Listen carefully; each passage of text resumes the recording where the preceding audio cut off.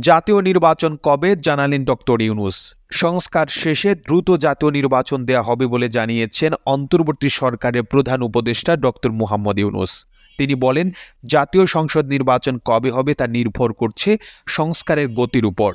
স্বৈরাচারী সরকারের পতনের পর বাংলাদেশের নির্বাচন ব্যবস্থা সহ রাষ্ট্রের গুরুত্বপূর্ণ সংস্কার করতে হবে। আমরা দ্রুত নির্বাচন দিতে চাই। আজারবাইজানের রাজধানী বাকুতে COP29 সম্মেলনের ফাঁকে বার্তা সংস্থা AFP-কে দেওয়া এক সাক্ষাৎকারে এসব কথা বলেন ডক্টর ইউনূস। প্রধান উপদেষ্টা বলেন, সরকারের দায়িত্ব নেওয়ার পর আমরা প্রতিশ্রুতি দিয়েছিলাম দেশকে ভোটের জন্য প্রস্তুত করতে।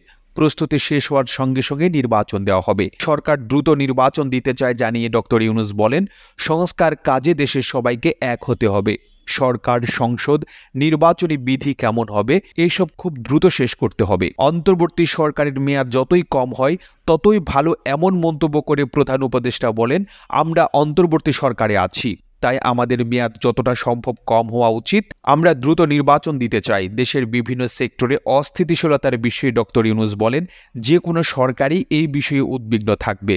তার সরকারও আছে। আমরা আশা করছি যে এটি সমাধান করতে পারব এবং একটি শান্তিপূর্ণ পরিবেশ বজায় রাখতে পারব। কিছুদিন আগে বার্তা সংস্থা রয়টার্সকে দেওয়া সাক্ষাৎকারে সেনা প্রধান জেনারেল ওয়াকারুজ্জামান 18 মাসের মধ্যে নির্বাচনের সম্ভাবনার কথা জানিয়েছিলেন। তিনি বলেছিলেন, প্রয়োজনীয় সংস্কার সম্পন্ন হলে এই সময়ের মধ্যে নির্বাচনের জন্য অন্তর্বর্তী সরকারকে সেনাবাহিনীর পক্ষ থেকে পূর্ণ সমর্থন দেওয়া হবে। এরপর জাতিসংঘ সদর দপ্তরে আন্তর্জাতিক মুদ্রা তহবিল IMF এর ব্যবস্থাপনা পরিচালক ক্রিস্টালিনা জর্জিভার সঙ্গে বৈঠকে অন্তর্বর্তীকালীন সরকারের প্রধান উপদেষ্টা ডক্টর মোহাম্মদ ইউনূস বলেছিলেন, চলমান সংস্কার কাজ শেষে এবং একটি পূর্ণাঙ্গ ভোটার তালিকার কাজ সম্পন্ন হলে নির্বাচন অনুষ্ঠিত হবে। প্রতিবেদনটি ভালো লেগে থাকলে আপনার ফেসবুকের টাইমলাইনে এখনই শেয়ার করুন। সেই সঙ্গে বিশ্ব বাংলার ফেসবুক পেজটিকে ফলো করুন ও বিশ্ব বাংলার ইউটিউব চ্যানেলটিকে সাবস্ক্রাইব করুন। আর আপনি বাংলাদেশের কোন জেলা থেকে এই ভিডিওটি দেখছেন আমাদের কমেন্ট করে জানান।